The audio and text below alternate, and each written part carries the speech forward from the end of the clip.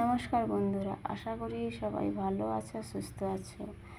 যে যেখান থেকে ব্লগটা দেখছো তারা সবাই ভালো আছো। আমরাও ভালো রয়েছি, ভালো থাকি। মাঝে মাঝে আবার এমনই খারাপ হয়ে যাই যে তা বলার নয়। ওই বলে না, মানুষের সব দিন সমান যায় না। একদিন যদি একটুকু হাসি খুশিতে থাকো, আবার তার দুদিন দেখো তোমার দুঃখ তোমাকে ছাড়ে না। আমার হয়েছে সেই অবস্থা। একদিন যদি একটু ভালো থাকি, তারপরে আবার তার যে কোনো একটা বিপদ আমার সংসারে আসবে। সেই বিপদকে কাটিয়ে সব কিছু গুছিয়ে উঠতে আবার অনেকটা সময় লেগে যায়। তো যাই বলছিলাম, কি বিপদ কী হয়েছিল। তো এই যে সেদিন রাত্রে তো হঠাৎ আমার ছোটো ছেলে রাত 2টোর সময় খুবই অসুস্থ হয়ে পড়েছিল।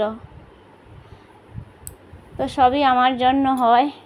ছেলের যদি দোষ করে, মাকে তো অবশ্যই সেইটা কাঁধে নিতে হবে, এবং মারা তা নিয়েও নেয়। কারণ এই সংসার একটা ছোট কথা, কিন্তু তার মধ্যে অনেক দায়িত্ব কর্তব্য মায়েদের থাকে। তাই মারা সব ঠিকঠাকভাবে যদি পালন করে তখন ভালো, যদি একটুকু এদিক ওদিক হয়ে যায় তখন তো কথাই শুনতে হয়। আমিও সেই রকমভাবে সব দিক দেখতে গিয়ে এই বাড়ির কাজকর্ম হচ্ছিল, লোকজনকে রান্নাবান্না করে দেওয়া এবং অন্যান্য কাজকর্ম সংসারে যাই থাকে একটা সংসারে, সেইগুলো করতে গিয়ে ওদের দেখাশোনাটা একটু ঠিকঠাক করতে পারিনি। আর নিজেরও একদিন ভারী কাজ করলে নিজেরও শরীর অসুস্থ হয়। তাই তারপরে ভাবি যে ছেলে বড় হয়েছে, ওদের বলে দিচ্ছি, ওরা সেই মতো চলবে। কিন্তু ওরা তো আর সেই মতো চলতে চায় না, ওরা কথাই শোনে না। কিন্তু ভাবে না যে ওরা দোষ করলে মাকে সেটা শুনতে হবে। কিন্তু কিছু করার নেই, সবই কপাল, সব মায়েদের হয় না।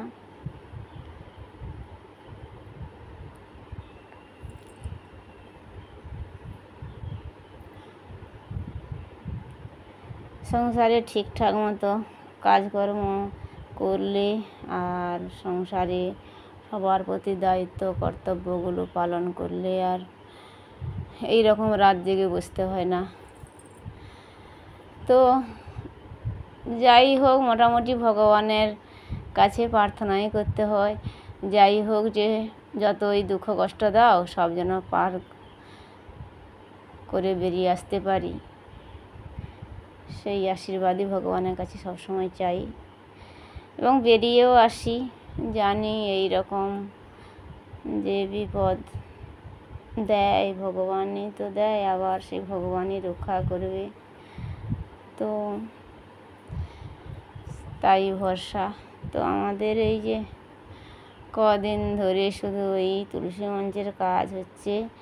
এই তারা দিনের বেলা লোকের বাড়িতে কাজ করে, রাত্রে আমাদের একটু করে কাজ করে, এই করে করে মোটামুটি চলছে।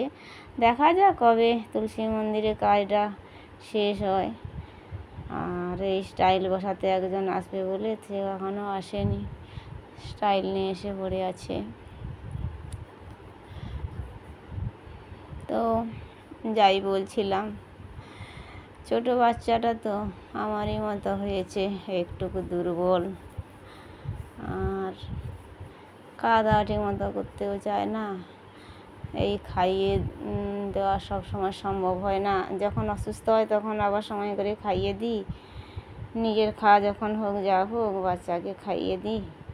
কিন্তু সেইটা যদি সব দিন ঠিকঠাকভাবে করতাম তাহলে আর বাচ্চা অসুস্থ হয় না।